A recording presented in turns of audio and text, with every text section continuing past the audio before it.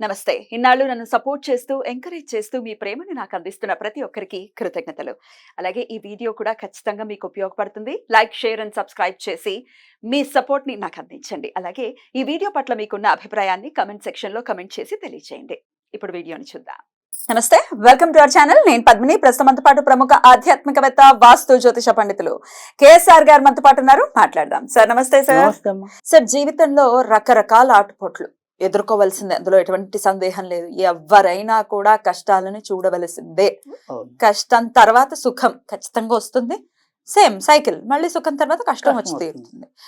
సుఖ దుఃఖాల ప్రయాణమే ఎవరి జీవితం అయినా. అయితే కొన్ని ఇబ్బందులు మాత్రం చాలా, అయ్యో బాబు, అవి తట్టుకోవటం ఎవరి వల్ల సాధ్యం కాదేమో అని అనిపిస్తుంది. పగవాడికి కూడా రావద్దు ఇట్లాంటి కష్టాలు. చాలా కష్టతరంగా ఉంటుంది జీవితాన్ని వెళ్ళబుచ్చటం అనేది. అలాంటి సమయంలో భగవంతుడిని ఒకటి కోరుకుంటారు, స్వామి ఏదో ఒకటి చెయ్యి, ఏదో మెరాకిల్ చెయ్యి. మెరాకిల్ గనక జరిగితే జీవితంలో ఏదో ఒక చిన్నది జరిగితే దీని నుంచి బయటపడతామని ఖచ్చితంగా కోరుకుంటారు. మరి భగవంతుడి పిల్లలం మనం, ఆయనకి డెఫినెట్ గా కరుణ ఉంటుంది. కానీ ఏదో బ్లాకేజ్ మనల్ని ఆయన వరకు వెళ్ళనివ్వకుండా చేస్తుంది. ఆ బ్లాకేజ్ క్లియర్ చేసుకోవడానికి మెరాకిల్ లైఫ్ లో జరగాలి అని అంటే ఏదైనా ఆస్కారం ఉందా సార్? అంటే ఖచ్చితంగా కొన్ని అంటే మనకి ఈ రకమైన ఏవైతే స్విచ్ వర్డ్స్ అనుకోండి, లేదా వివిధ స్తోత్ర పారాయణలు అనుకోండి, ఇలాంటివి కొన్ని మనం నమ్మకంగా చేసినప్పుడు ఎంతో కొంత మిరాకిల్ అనేది జరగడానికి ఉంటుంది.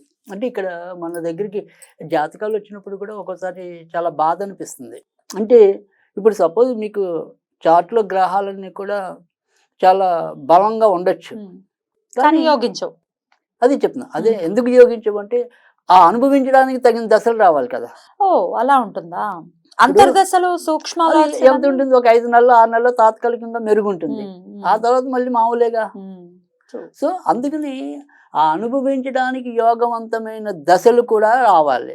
ఇది జ్యోతిష్యం ప్రకారం. తర్వాత వచ్చేప్పటికి మామూలుగా మనకి జ్యోతిష్యం అర్థం కాకపోయినా కొన్ని సమస్యలకి ఏదైనా సరే ఒక మిరాకిల్ జరిగితే తప్ప, అంటే సపోజ్ మీకు నాకు ఒక అపార్థం అనేది వచ్చింది.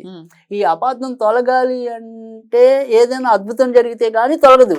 ఎందుకంటే మీరు మొండోళ్ళే, నేను మొండోళ్ళే అనుకుందాం. సో ఈ మొండితనం ఉన్నప్పుడు ఇద్దరం కాంప్రమైజ్ అవ్వం కదా. సో ఆ కాంప్రమైజ్ అయ్యే గుణం మీకు రావాలి, నాకు రావాలి. అది రావాలంటే ఒక అద్భుతం జరగాలి. సో అలాగే ఇప్పుడు సపోజ్ ఒక అతను ఉన్నాడు, అతనికి సంపాదన ఎంతైనా ఎప్పుడు కూడా ఒక 30,000 40,000 దగ్గర ఆగిపోతుంది. అతను ఏదైనా సరే ఒక 50కో 60కో ఎదగాలి అంటే ఒక అద్భుతం జరగాలి. అంటే మనిషి జీవితంలో కొన్ని అద్భుతమైన దైవలీలలు ఉన్నప్పుడు మాత్రమే అలాంటివి సంభవం అవుతాయి.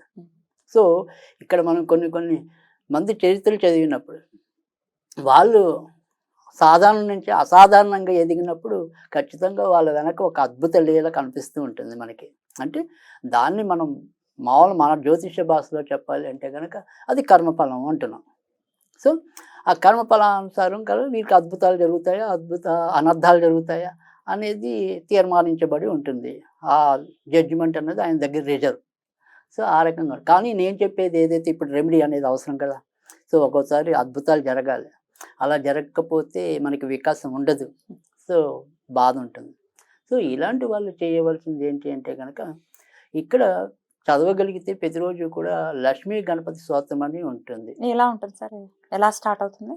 ఓం నమో విఘ్నరాజాయ సర్వ సౌఖ్యప్రదాయిని దుష్ట దారిద్ర్య వినాశాయ పరాయ పరమాత్మనే లంబోదరం మహావీర్యం నాగయజ్ఞోపశోభితం అర్ధ చంద్రధరం దేవం విఘ్న వ్యూహ వినాశనం. ఓం హాం హ్రీం హ్రూం హైం హౌం హా ఏరంభాయ నమః. సర్వసిద్ధిప్రదోసిత్వం సిద్ధిబుద్ధిప్రదో భవ.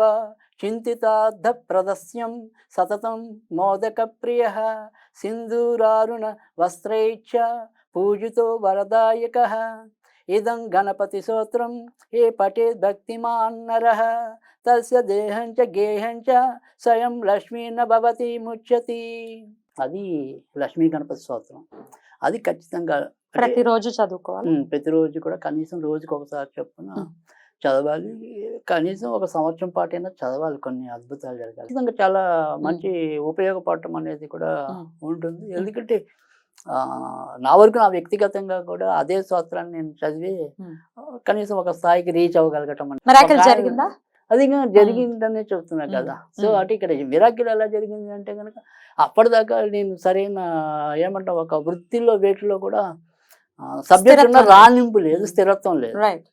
సో అలాంటి పరిస్థితుల్లో ఒక ప్రముఖ సంస్థ ఏదైతే ఉంటుందో వాళ్ళు అప్పుడు ఈ అనుకోకుండా ఇంటర్వ్యూ పిలవటం. అంటే అప్పటిదాకా నేను ఏదైతే ఒక సబ్జెక్ట్ అనుకుని దాంట్లో ముందుకు వెళ్ళాలనుకున్నానో వేరే సబ్జెక్ట్ నేను తీసుకున్నది ఏదైతే ఒక అలవాటుగా తీసుకున్నా, అంటే ఒక ఏమంటాం దాన్ని ఇష్టత అంటాం. కొన్ని అలవాట్లు అంటే కాయిన్స్ పోగు చేసుకోవటం ఇలా ఎలాగైతే ఉంటాయో అలా నేను ఒక వేరే సబ్జెక్టుని నాకు ఇష్టమైన అభిరుచుల్లో ఒకటిగా పెట్టుకున్నాను. కానీ ఆ రోజు ఆ అభిరుచి అందరికంటే ఒక 60 మందిలో ముందుంది. ప్రొఫెషన్ అయింది. సో అది మిరాకిల్. ఇంకా అక్కడి నుంచి ఇంకా మొత్తం అంతా కూడా అటువైపే ఉండిపోవటం.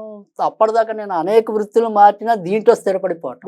సార్ ఇట్స్ రిక్వెస్ట్, ప్రేక్షకుల తరపున రిక్వెస్ట్, మీరు రాసి ఇచ్చినా పర్వాలేదు, నేను చక్కగా దాన్ని డిస్ప్లే చేస్తాను. ప్రతిరోజు 8 లైన్లు మాత్రమే ఉంటుంది అని అంటున్నారు. అందులో అది లక్ష్మీ గణపతికి సంబంధించింది అని చెప్తున్నారు కాబట్టి నాకు దయచేసి ఇవ్వండి, నేను డిస్ప్లే చేస్తాను. తప్పకుండా అది అందరికీ ఉపయోగపడుతుంది. Right sir. సో ఇంట్రెస్ట్ ఉన్న ప్రతి ఒక్కరికి కూడా ఉపయోగపడటం అనేది అయితే ఉంటుంది. ఖచ్చితంగా అది వాళ్ళకి మేలు చేస్తుంది కూడా. అది నెంబర్ 1 మామూలుగా అంటాం వేదిక్. సో అలా కాకుండా కూడా ఒక స్విచ్ వర్డ్ది అంటే జనరల్గా ఇక్కడ ఉన్న మనకి ఏంటంటే 2 రకాల స్విచ్ వర్డ్స్. ఒకటి ఏంటంటే వేదిక్ స్విచ్ వర్డ్ అనేది. మిగతా స్విచ్ వర్డ్స్ అన్ని నాకు తెలిసినంత వరకు కూడా అధిక శాతం ఇటాలియన్ నుంచి వచ్చాయి.